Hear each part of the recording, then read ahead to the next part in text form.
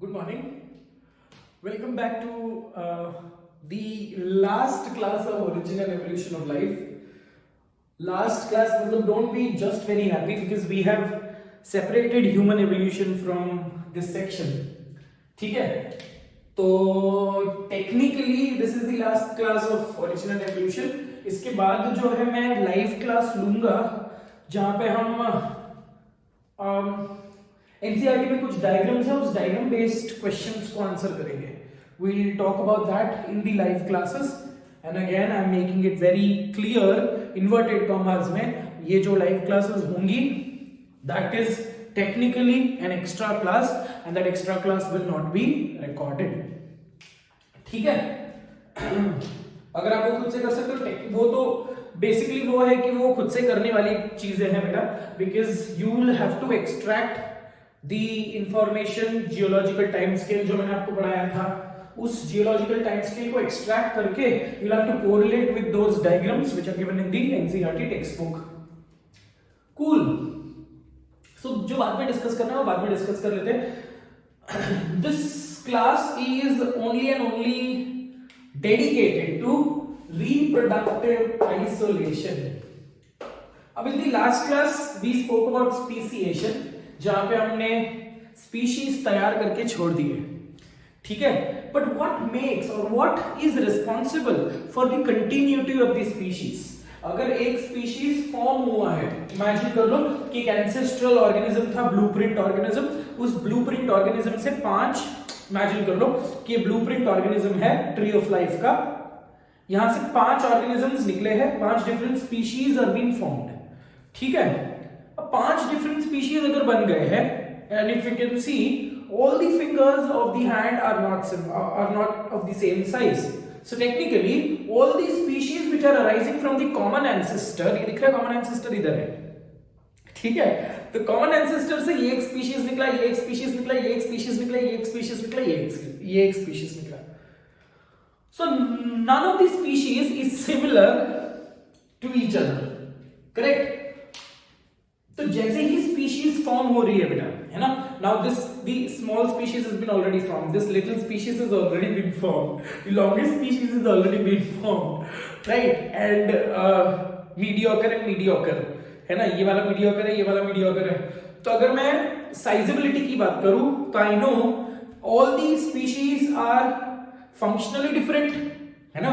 जैसे हम इसको रिंग फिंगर यूज करते हैं, इसको इंडेक्स फिंगर यूज करते हैं, तो फंक्शनली भी हम फिंगर्स को अलग अलग यूज कर रहे हैं. ठीक है? तो every particular species has its own habitat जहां पे वो फंक्शन करेंगे, मतलब एक एरिया जहां पे वो फंक्शन करते हैं.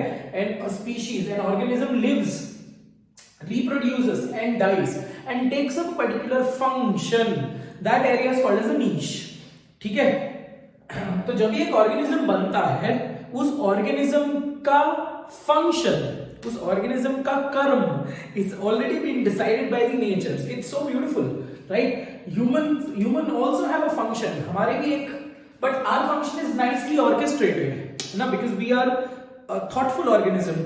हमको पता है कि पास्ट क्या है, फ्यूचर क्या है, प्रेजेंट क्या है, right? We can plan our future. Dogs can't plan their future, है ना.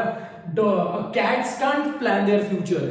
अब definitely they know what happened in their past, but वो ये नहीं बोल सकते अरे मैं पास्ट में इसके घर में रहती थी, अब मैं इसके घर में रह रही हूं. They don't remember that. Correct? Definitely they will have that attachment with respect to the owner. अगर मैं डॉग्स एंड कैट्स की बात करूं तो जब एक स्पीशीज डेवलप होती है बेटा, है ना, dog is just a species, उसमें अलग अलग ब्रीड्स है. जब एक स्पीशीज डेवलप होती है, what marks that it is a particular type of species. ठीक है? अब फॉर एग्जांपल अगर ये एक स्पीशीज, अलग अलग टाइप के स्पीशीज डेवलप हो गए हैं, ठीक है, अब ये स्पीशीज विल, मतलब index finger will match with an index finger only. ठीक है? अगर मैं इन दोनों स्पीशीज की मेटिंग दिखाऊं तो ये देखो almost it is matching. Correct? So ये वाला species will go ahead and mate with its own fellow species. ठीक है? बट अगर मैं ये उंगली को कोई और स्पीशीज के साथ मैच करा रहा हूं, so technically does not form a uniformity. Is that right? So I mean मैं ये तुम लोगों को एक arbitrary example दे रहा हूँ, don't take it literally. Because this is a different species and this is a different species altogether, इनका mating is not really possible. अब वो naturally mate नहीं करते हैं because of certain factors. ठीक है, अगर वो naturally mate कर भी गए तो उनके बच्चे जो पैदा होते हैं, the progeny are not really fertile. ठीक है, तो घूम फिर कर जो उनकी जो progeny की आउटपुट है टू पास इट्स जीन्स, ठीक है, मैंने आपको यही बोला था कि when an organism selects its mate, when an organism is doing, when a female is doing sexual selection, she is trying to search for a best possible male, and best possible male का ultimate तथ्य क्या है, ultimate क्या बोलते हैं उसको,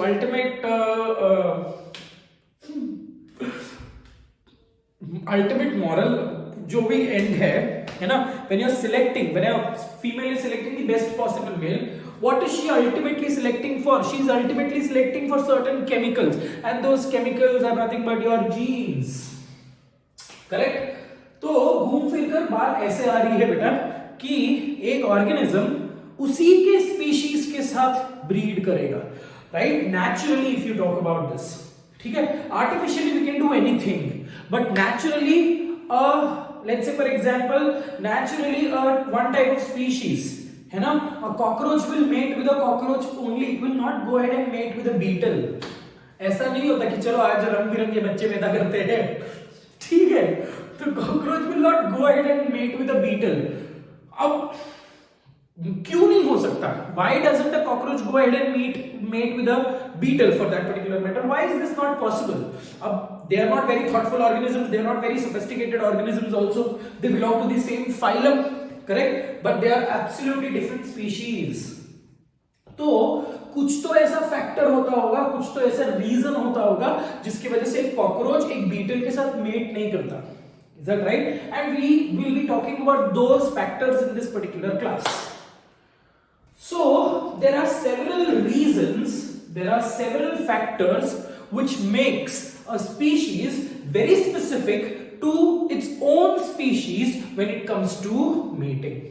ठीक है, मैं बहुत सारी ऐसे हैंडफुल जेस्चर्स दिखा रहा हूं so that your attention is being caught up in this particular lecture only. At least मेरे को ना देखो तो at least मेरे हाथों को देख लो, तो इसीलिए मैं जानबूझ के बहुत सारी डम शराट्स जैसे हाथों को यूज कर रहा हूं, ठीक है.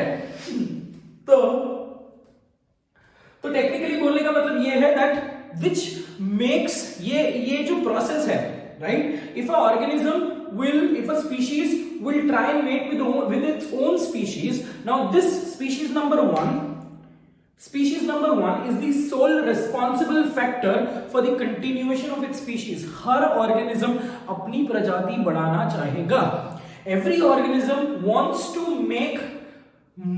to colonize, wants to territorize this particular landmass, correct? जो हमारा जो biosphere है, every organism is trying to conquer that particular piece of land where they can live, they can survive, और वो अपनी physical और अपनी जो whatever requirements they have, physical requirements जो है वो सबको वो पूरी कर ले. तो physical requirements उन organisms के लिए क्या क्या है? खाना, पीना, सोना और reproduce करना, ठीक है, so that they can keep on the continuation of the species. What will happen if this is not possible? What will happen if these species randomly कोई भी species के साथ mate करेगा, ठीक है, तो जब ये condition होता है when one species number one can randomly go and mate with any type of species, तब we can't ensure the continuity of the species, we can't ensure that the one particular strong species is being selected, ठीक है. तो nature एक ऐसा beautiful game खेलता है, एक ऐसा phenomena is being studied which is referred to as reproductive isolation. Now what do you mean by reproductive isolation? नाम बता रहा है कि अ टाइप ऑफ आइसोलेशन, अपने आप को आइसोलेट कर दो in terms of when it comes to reproduction. A species isolates its own self from getting mixed or from getting cross breeded by another type of species, ठीक है. So in other words, reproductive isolation is just a phenomena where an organism of a particular type of species is selected or it is isolated and it prevents breeding or mating with a different kind of species. ये simple सा definition है. अगर reproductive isolation ना हुआ तो technically there will be variations in every particular level at every particular limit. आज हम ये नहीं बोल सकते थे कि पैरेट्स के इतने सारे स्पीशीज है. आज हम ये नहीं बोल पाएंगे कि 100 फिश के इतने सारे 100 fish is a type of species. So technically you really can't ensure a very strong basis of evolution. ठीक है. अब रिप्रोडक्टिव आइसोलेशन स्टेट बोर्ड के टेक्स्ट बुक में दिया हुआ है बहुत अच्छे से. ठीक है. So you can expect a 5 mark question for your examination point of view. Is that very clear? So let's go ahead and try and understand what is the correct definition of reproductive isolation. So what I told you, a species gets isolated. So isolation का मतलब don't take it literally. A species restricts itself from breeding with another type of species. अगर ये नहीं होगा, अगर वो किसी भी randomly just for fulfilling the needs of the physical hormonal condition, अगर वो कोई भी organism के साथ breed कर लेगा, है ना, तो technically the species or the progeny which would come rise, which would arise from that particular प्यार का मिलन.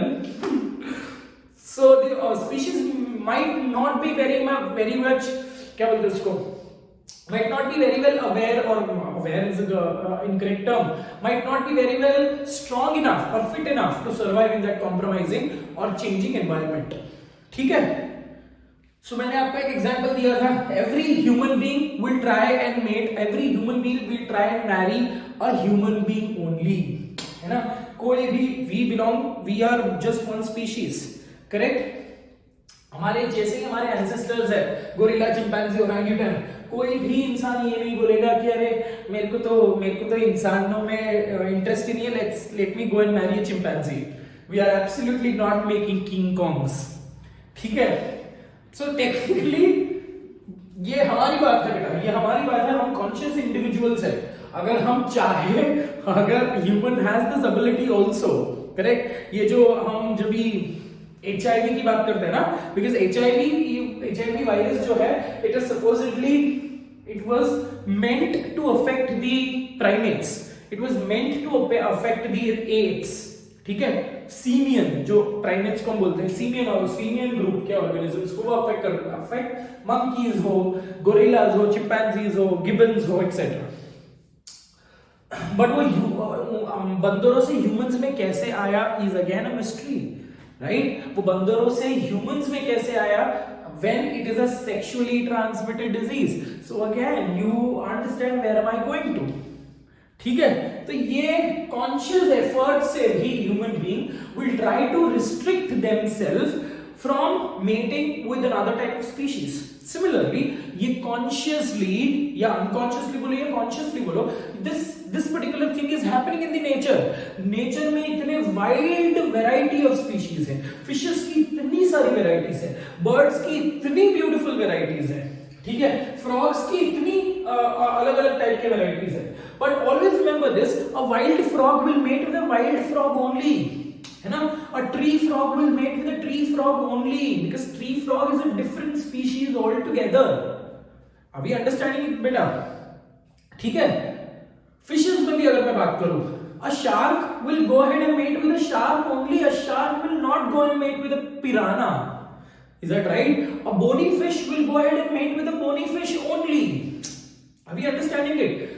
So who is governing this particular strategy? ये strategy कौन follow कर रहा है और organism क्यों follow करता है?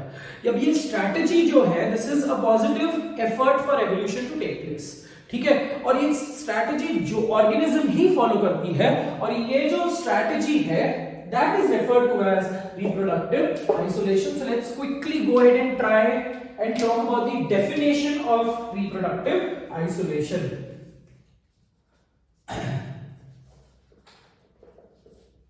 So what is it? It is a phenomena. It is a phenomena in which an organism of a particular species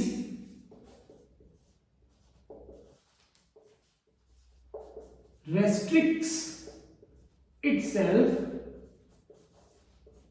to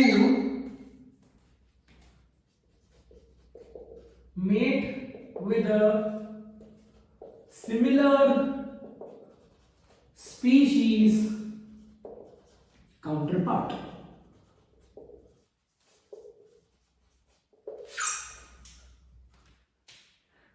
समझा है ना? I don't know why did I make that weird head nod, but come back. A phenomenon in which an organism of a particular species restricts itself to mate with a similar species counterpart is referred to as reproductive isolation. ठीक है? Reproductive isolation was extensively studied and it was mentioned by an individual. It was studied by Stebbins and it was mentioned in his book.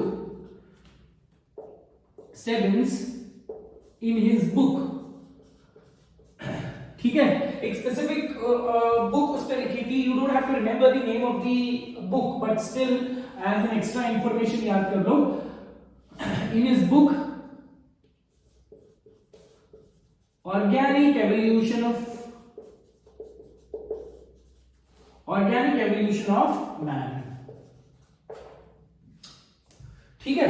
So in other words, नहीं बेटा, organic evolution of man नहीं है, my mistake, sorry about that. Organic evolution, process of organic evolution. So ये जो उसकी book है, you don't have to remember this is just an extra information. ठीक है? तो reproductive isolation is just a simple phenomena wherein an organism of a particular type of species restricts itself from breeding with a different type of species.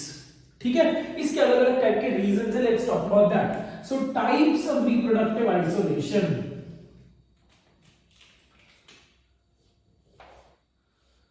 ठीक है? So types of reproductive isolation में you have two broad categories.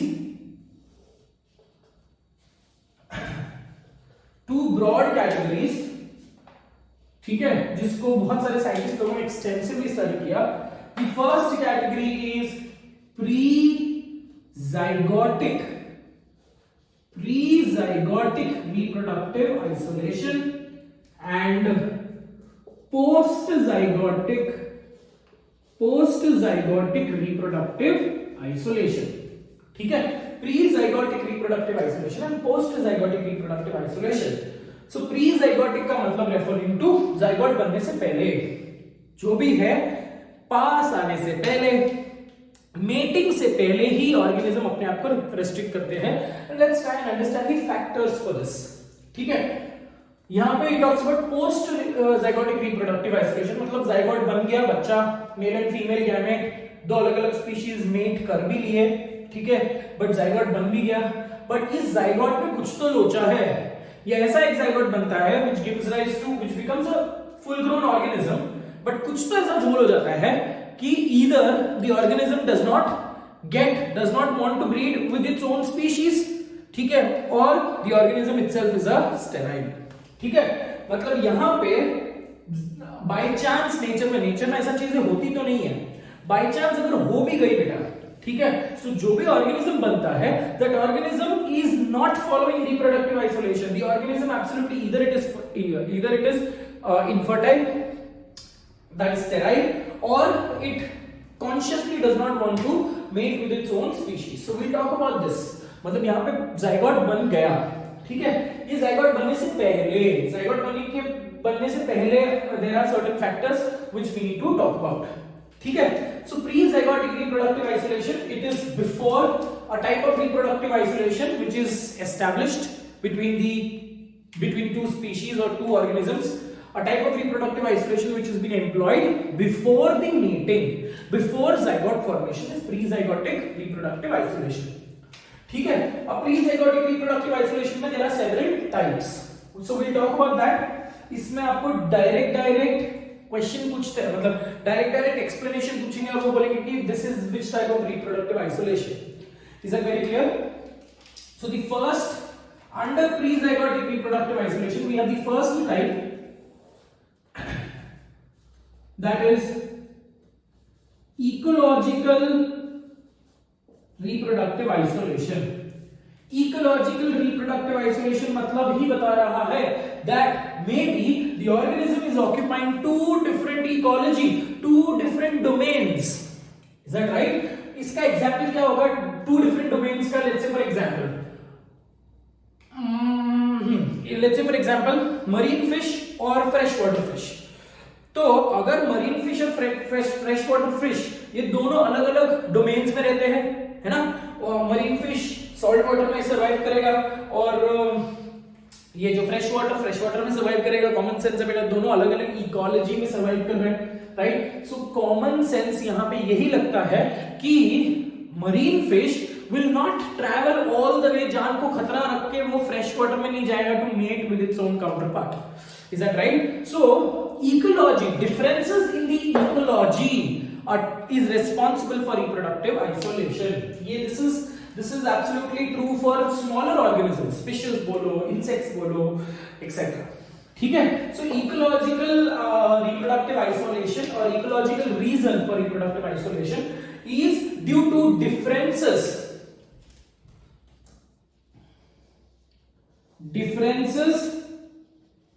in the ecology.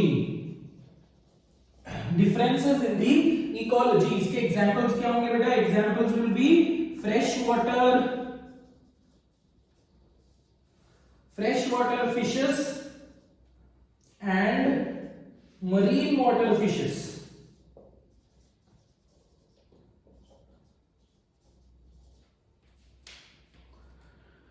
ठीक है. next type of reproductive isolation is seasonal or temporal. Seasonal reproductive isolation or temporal reproductive isolation. ठीक है. अब seasonal reproductive isolation का मतलब क्या है? difference in the season. temporal, temperature, temporal, temperate. तो सीजनल, कुछ ऑर्गेनिज्म सीजनल ब्रीडर्स होते हैं, कुछ ऑर्गेनिजम्स कंटिन्यूअस ब्रीडर्स होते हैं. ठीक है. सो ऐसा हो सकता है, सिमिलर स्पीशीज अगर है तो one reason is may be the reproductive life cycle of these organisms are different. कुछ ऑर्गेनिज्म है ना, जैसे अभी आपको पता है कि डॉग्स लोगों का सीजन चालू हो गया है ना, ऐसे रात को रोड पे घूमते हुए देखोगे घूमोगे तो you can absolutely find the private activities which dogs undergo, which is technically a seasonal type of breeding, but you really can't find a cat mating very easily, because cats की जो psychology है वो हर एक चीज छुप के करते हैं. ठीक है. सो हर एक चीज छुप के करते हैं. cats have a very strong human mentality, but dogs are बेशरम. Correct. Similar is the case with a wolf. ठीक है. वाइल्ड में वुल्फ, बिकॉज ये एक साइकोलॉजिकल कंडीशन भी होती है बेटा, बिहेवियरल इकोलॉजी जो हम लोग, बिहेवियरल रिप्रोडक्टिव आइसोलेशन जो हम लोग नेक्स्ट पढ़ेंगे. ठीक है. But when you talk about tiger, when you talk about lion, all of them they have a secret mating strategy. Is that right? So जो technically हम दूसरे इसमें पढ़ेंगे, but the reason why I chose this particular example here also, the reproductive isolation due to differences in the breeding season is seasonal reproductive isolation. So इसका reason क्या है? Differences in the breeding season. Differences in the breeding season. Apart from this, there is another type of reproductive isolation which is referred to as mechanical reproductive isolation. Mechanical refers to machines. अब जो reproduction के जो machines है reproduction के machines क्या है बेटा? Reproductive organs. So differences in the reproductive organs, differences with respect to the male and female counterpart की reproductive organs. Is that very clear? जैसे for example If you talk about crocodile has a very small penis, approximately 3 centimeter in length. ठीक है? And when you talk about crocodiles or alligator, a crocodile will go ahead and mate with a crocodile only. Alligator will go ahead and mate with an alligator only. Is that right? A घड़ियाल will mate with a घड़ियाल only. ये अलग-अलग species को belong कर रहे हैं बेटा. ठीक है? So nature में alligator crocodile के साथ breed नहीं करेगा because they understand the type of they understand कि खुद की प्रजाति कौन सी है. ठीक है? So this might be one of the reason mechanical reproductive isolation is due to differences in the reproductive organs. Is that very clear? Size and structure of the external genitalia. This would be differences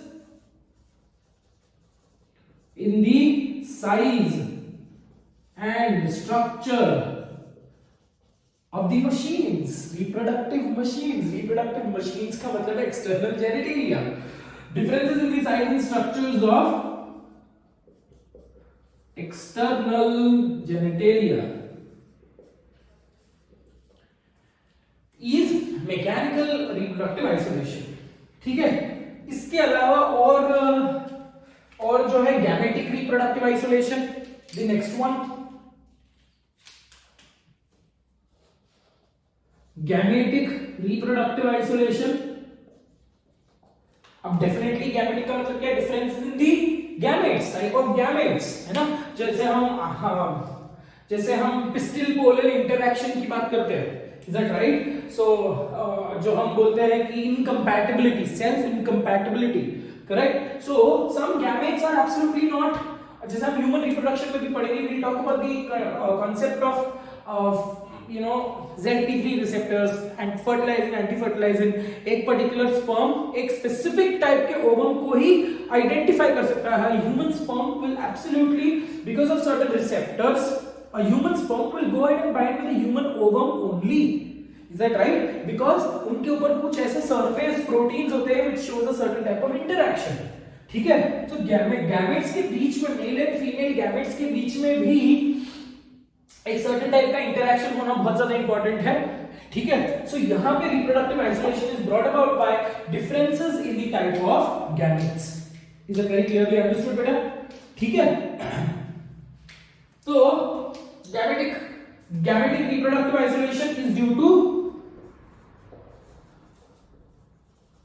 differences in the gametes, type of gametes. ठीक है बेटा? और इसमें एक और चीज होती है, दैट इज बिहेवियर. एक और टाइप ऑफ आइसोलेशन जो है, मैं यहां पे लिखता हूं बेटा, यहां पे, क्योंकि मेरे को इतना जगह यूज करना है. ठीक है? सो यहां पे लिख रहा हूं, the next type is behavioural. Common sense यहां पे लग रहा है बिहेवियर के हिसाब से, है ना? लुच्चा लोफर रहेगा, कुछ भी बता रहा हूं, कुछ भी बोल रहा हूं, एग्जांपल बोल रहा हूं. Behaviour is also one of the factor which is responsible. A wild bull will go ahead and mate with a wild cow, with an organism with a female counterpart which is living in the wilds only, है ना? A wild buffalo will always mate with a wild buffalo female counterpart only. ठीक है? अब बोलने का मतलब यह है कि इन दोनों में भी बिहेवियरल का चेंजेस है ना? फॉर एग्जांपल अगर मैं नॉर्मल ऑक्सेस की बात करूं, नॉर्मल बुलक्स की बात करूं, there is a difference between bulls and bullocks. ठीक है? Bulls are loaded with testosterone. ठीक है? बुल्स को बना देते हैं बुल्लक, करेक्ट? बुल को लॉक कर देते हैं, मतलब ये ऐसी उसकी एटिमोलॉजी है. अब bulls are absolutely strong, masculine, क्योंकि उनमें बहुत ज्यादा टेस्टोस्टेरोन होता है, and because of that testosterone they are very furious and very aggressive. But हमको इतना अग्रेसिव जानवर खेतों में काम नहीं कर सकते, वो तो जंगल में रह सकते हैं. ठीक है? बिकॉज जंगल में उनको अग्रेशन दिखाना बहुत ज्यादा इंपॉर्टेंट है, नहीं तो कोई भी सींग तोड़कर भाग जाएगा. सींग तोड़कर मतलब कोई भी मार के भाग जाएगा. बट अगर ऐसा है, you have to live in you if you want that bull to live and perpetuate among the human settlements, you will have to make that particular behavior, you have to change the behavior of that particular bull so that you can control that particular bull. वो तुम्हारी लगाम पे चले, है ना, तुम्हारे साथ चले, तुम उस पर बैठ सकते हो. So you will have to tame that particular, you will have to control that particular bull. So what is geniusly what is done to make this thing possible, the testicles, the testes of the bulls are absolutely thrashed. मतलब कितने निर्दयी हैं हम लोग कि हम अपनी personal requirement and personal इसके लिए, पर्सनल यूजर्स के लिए we are absolutely thrashing the testis of the bulls. So जब मैं, मतलब हम कैस्ट्रेट नहीं कर रहे हैं, अगर कैस्ट्रेट कर दिया है ना तो बुल बचा ही नहीं, वो बुल हो गया. सो टेक्निकली अगर कैस्ट्रेट कर भी दिया तो कैस्ट्रेट करने की वजह से it will absolutely lose the ability to reproduce. ठीक है, तो मेरे को दोनों चीज चाहिए. I have to somewhere down the line limit the amount of testosterone, because bull को दाढ़ी मूछ नहीं आने वाली है ना, या फिर बुल टेस्टोस्टेरोन थोड़ा सा कम भी हो गया तो वो फीमेल नहीं बनने वाला है ना. So we technically target the source of testosterone and that is testis. ठीक है, सो टेक्निकली उनके टेस्टिस, उनके टेस्टिकल्स पे उनके मारा जाता है, लिटरली हथौड़े से मारा जाता है, जिसकी वजह से the tissue gets a little more disintegrated such that the amount of testosterone which is being produced is comparatively limited, because of which the aggression of these bulls are controlled. ठीक है, अब एक बार aggression control हो गया तब जाकर मैं domesticated cow के साथ उसको ब्रीड करवा सकता हूं, या अपने आप वो कर लेंगे, है ना. बस इंपॉर्टेंट चीज ये है कि जाने दो क्यों बता रहा हूं. तो बोलने का मतलब ये है, a cow, a domesticated cow will technically breed with a domesticated bull. ठीक है, ये तो ऐसा नहीं है कि राह चलते चलते कोई भी मिल गया, ऐसा नहीं होता बेटा, है ना. ऐसे इमेजिन करो कि खेत में घास चरने जा रहे हैं एंड को वहां पे एक वाइल्ड बुल मिल गया and they will go ahead and reproduce. So it's just like गाय मुंह काला करवा के आ गई, ऐसा नहीं होता बेटा. ठीक है, और domesticated cow will always mate with a domesticated bull. A wild bull will technically look out for a wild counterpart only. Is that very clearly understood बेटा? ठीक है, a Tasmanian tiger will go ahead and mate with a Tasmanian tiger only. अब ये भी tiger है और Asian tiger भी tiger है, पर दोनों की साइज देखो, है ना, बाप बेटे लगते हैं. अब बाप बेटा या बाप बेटी लगते हैं, टेक्निकली दे रियली कांट. अब यहां पे तो स्ट्रक्चरल साइज में भी फर्क आ रहा है, mechanical reproductive isolation is also particularly possible. ठीक है, so in other words tiger होने के बावजूद और Tasmanian tiger and a normal Asian tiger will never never mate. ठीक है, so that is all with respect to the behaviour, because Tasmanian tiger छोटा सा है, it is technically a carnivorous organism, but उसको देखकर तो प्यार आता है, मतलब तुम भागोगे नहीं. They're very cute, they're very small and tiny and they're just like cat. मतलब बहुत सारे लोग तो उसको इंडोर रख ले, उनकी बिहेवियर को थोड़ा सा कंट्रोल कर ले. that is what we need to understand. हाइना for that particular matter, हम बोलते हैं कि हाइना की behaviour is also very strange. हम ऐसे बोलते हैं, आपने भी लायन किंग मूवी देखी होगी, तो वहां पे हाइना और शेर ये दोनों का कभी नहीं जमता. ये एक्चुअली ट्रू है. ठीक है, पहले के जमाने में वाइल्ड में ऐसा ही है. A lot of ecologists have studied this nature, this property, that lions, tigers ये सब बहुत strong hunters है, right? ये hunt करके लेके आते हैं, they hunt it and they get it for their family. So the पूरा family एक feast करती है, और जो बचे कुछ जो चीजें हैं that is being taken up by hyena. But इसका मतलब ये नहीं है that hyenas don't hunt. hyenas बचे कुछ खाने वाले scavengers नहीं है, उनको scavengers बना दिया गया है वाइल्ड में because of that dominance of the king of the jungle, that is lion. Is that right? So hyena is also very ferocious type of hunter, but hyena हाइना को ओवर पावर करने वाला भी एक ऑर्गेनिज्म है. Is that right? A hyena will not go head and mate with a wolf. अब wolf जो है ना, वुल्फ कचरा नहीं खाता. कचरा मतलब वुल्फ बचा हुआ नहीं खाता. Wolf is a purely hunter. Is that right? जैसे डॉग्स के ब्रीड में भी there are certain dogs which are purely hunting dogs. जैसे रॉटवाइलर है, पिटबुल है, ये सब हंटिंग डॉग्स है. एक भौंका तो एब्सोल्युटली छोटे बच्चों की तो गीली हो जाती है. तो बोलने का मतलब ये है, ये every particular organism has a certain type of behaviour. Humans में भी अलग अलग बिहेवियर दिखता है हमको. So behavior in reproductive isolation is due to certain differences in the behavioral pattern of the organism. ठीक है? Wild, domesticated, strong, weak. So ये सब कंडीशंस है with respect to this thing. ठीक है? With respect to prezygotic reproductive isolation, जिसकी वजह से जाइगोट कभी बनता ही नहीं है. इकोलॉजी में डिफरेंसेस रहा तो मेट ही नहीं करेंगे. सीजंस में डिफरेंसेस रहा तो भी मेट करना चाहते हैं बट मेट नहीं कर पाएंगे. मैकेनिकल भूली जाओ, ताला अलग चाबी अलग. गेमेटिक गैमेट से एब्सोल्युटली डिफरेंट है ना. And behaviour in total different है. ठीक है? अब conditions people have lost it. Human beings में पीपल हैव लॉस्ट इट. ठीक है? Any which ways, let me not. एक वीडियो में है, क्लास में होता तो मैं बहुत सारी चीजें आप लोगों को बताता. वीडियो में है, मैं अपने आप को डॉक्यूमेंट कर रहा हूं. And I should not be talking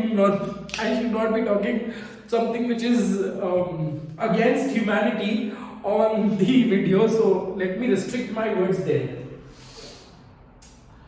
So reproductive isolation shown prior to zygote formation and reproductive isolation which is shown after zygote formation. मतलब zygote form हो गया, बच्चा बन गया. अब ये बच्चा जो दिखाता है reproductive isolation, let's go ahead and talk about now what is post zygotic reproductive isolation. अब post zygotic में zygote बन गया, बच्चा बन गया है. ठीक है? So post zygotic में there are two types. Post zygote में दो स्पीशीज आ गए. ठीक है? दो अलग अलग species. Definitely two different species have by chance कोई, let's say for example geographical isolation हो गया, नेचुरल कैलामिटी हो गया, है ना, गो बैक टू स्पीसीएशन. अब दो अलग अलग स्पीशीज बचे हैं, उनके अलग अलग एक रिप्रेजेंटेटिव बचा है. एक मेल बचा और कुछ दूसरे स्पीशीज की एक फीमेल बची है. ठीक है? अब मेल बडिंग से तो बच्चा पैदा नहीं कर सकता. फीमेल मेरे करण अर्जुन आएंगे करके बच्चा पैदा नहीं कर सकते. ठीक है? तो बोलने का मतलब ये है, इनके पास ऑप्शन ही नहीं है क्योंकि they are occupying the same habitat. ठीक है? एंड छोटी सी आइलैंड को वो ऑक्यूपाई कर रहे हैं और उनके स्पीशीज के वो एक रिप्रेजेंटेटिव बचे हैं. ठीक है? Rahul Gandhi and someone else. तो डेफिनेटली उनके पास कोई ऑप्शन नहीं है. ऑप्शन नहीं है, इसलिए they will have to go ahead and breed. They will have to go ahead and mate because ultimately physical needs are also one of the factor. And the other thing is every organism wants to reproduce. है ना? अगर survival और reproduction ये दोनों में से कोई एक चीज को सिलेक्ट करना है तो organism will select reproduction first and then survival. अगर रिप्रोडक्शन पहले सिलेक्ट नहीं करता तो मेल मैंटिस मरता ही नहीं. समझ में आ रहा है बेटा? अगर रिप्रोडक्शन चूज नहीं करता तो मेल ऑक्टोपस पागल नहीं हो जाता, डिमेंशिया में नहीं चले जाता after first breeding. Is that right? So every organism consciously और subconsciously it is the physiology of that particular organism which tends to or which drives him to reproduce. And reproduction, lust, and for example sexual desire, this is one particular uncontrollable feeling which every organism experiences. ठीक है? मैं आपको जब मैं आपको ये बता रहा था, कौन सा हार्मोनल कंट्रोल में जब आपको पढ़ा रहा था, तो हार्मोनल कंट्रोल में मैंने आपको ये बताया था with respect to blind individuals. याद है? मेलेटोनिन की बातें कर रहे थे हम लोग. Melatonin which is being produced by your pineal gland, है ना? तो हमने ये बात किया था कि melatonin is technically sleep inducing hormone, right? तो हमने ये बात किया था, इफ यू रिमेंबर, है ना, कि ब्लाइंड लोगों में जो सेक्सुअल एक्टिविटी है, मतलब जो सेक्सुअल डिजायर्स है, that is comparatively more, that is comparatively spiked up with in comparison with a normal individual, a sighted individual. ठीक है? Because उनकी कंडीशन, उनकी आंखों ने day light mechanism, day and night life cycle देखी नहीं है, right? So in other words melatonin has a different role there, surprisingly different role. तो उसी कॉन्टेक्स्ट को यहां पे लाते हैं, ठीक है? इमेजिन करो, this is again very rare, post zygotic reproductive isolation is very rare. Ideally post zygotic reproductive isolation is seen in artificial breeding, ठीक है? तो मैंने वही बताया कि इमेजिन करो कि यहाँ पे एक मेल है, वहां पे एक फीमेल है, दोनों अलग अलग स्पीशीज के हैं, ठीक है? एक लेपर्ड है, एक चीता है, let's say for example. Leopard और चीता भी अलग अलग है, दिखने में सेम लगते हैं but they are different, correct? But इनके पास कोई भी जोड़ीदार नहीं है, ठीक है?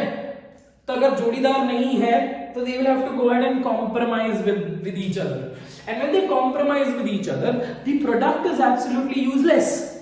Useless का मतलब the product is absolutely, the progeny is absolutely not suitable to produce or to have his own family. Is that right? मतलब यहाँ पे जो हाइब्रिड बन रहा है वो हाइब्रिड हो गया sterile. So the first category which we will be talking about, or the first type of post-zygotic reproductive isolation is hybrid sterility.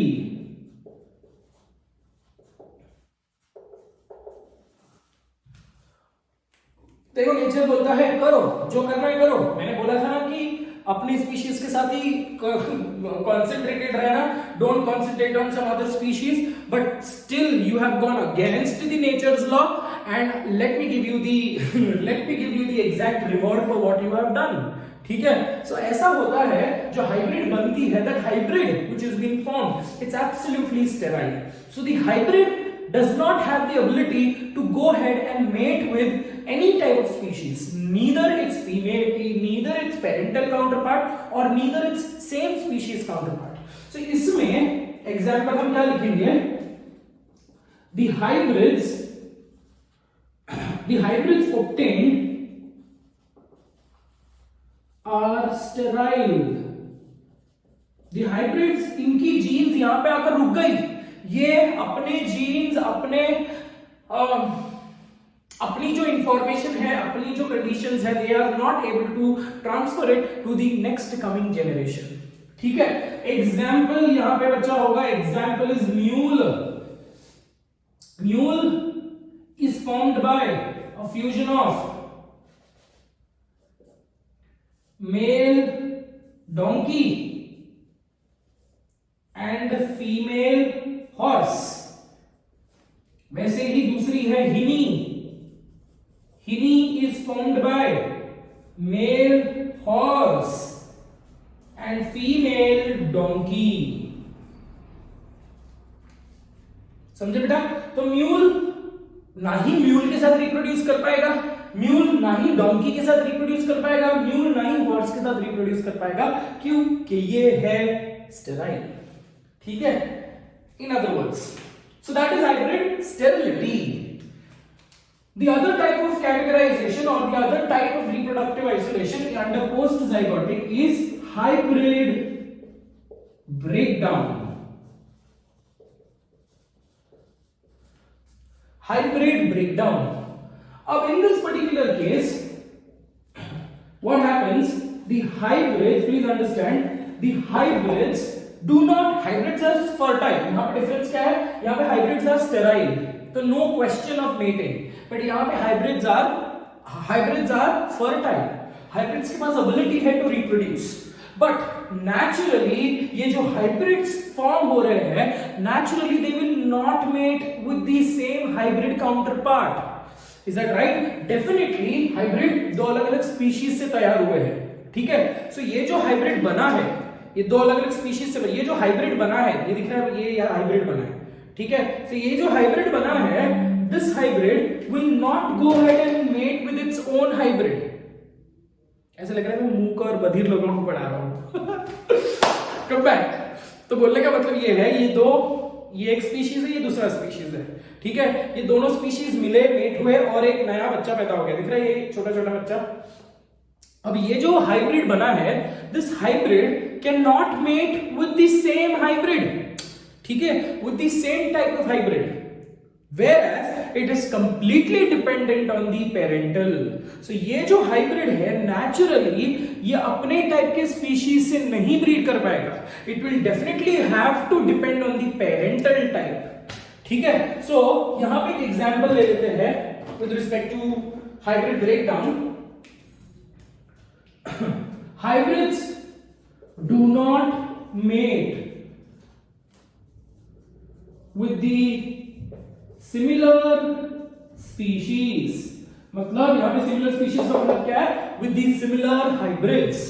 ठीक है, they depend on the parental type, they depend on the parental type for breeding। ठीक है, इसका example ले लेते हैं बेटा। एक होता है tiger. Tiger is a breed of जो पहला आता है वो मेल है। Always male is given a superiority even in the कहां पे कहीं पे भी मेल को सुपीरियरिटी नहीं मिलती यार बेचारे। कहीं तो मेल लोगों के लिए मोर्चा उठाना चाहिए, पता है क्या, कहीं पे भी सुपीरियरिटी नहीं मिलती बट यहां पे मिल गई है। तो हमेशा जो मेल होता है, जो मेल फादर जो फादर होता है, the type of the organism उसकी जो लेटर्स है they are written first. So tigon है, टाइगन है, so definitely it is a breed of male tiger and female lioness. ठीक है, सो जो पहला वर्ड्स आएंगे वो फादर का है। ठीक है, सिमिलरली दूसरा एग्जांपल है liger. Liger is a breed of hybrid of female lion and female tiger. Okay, so tigon and liger.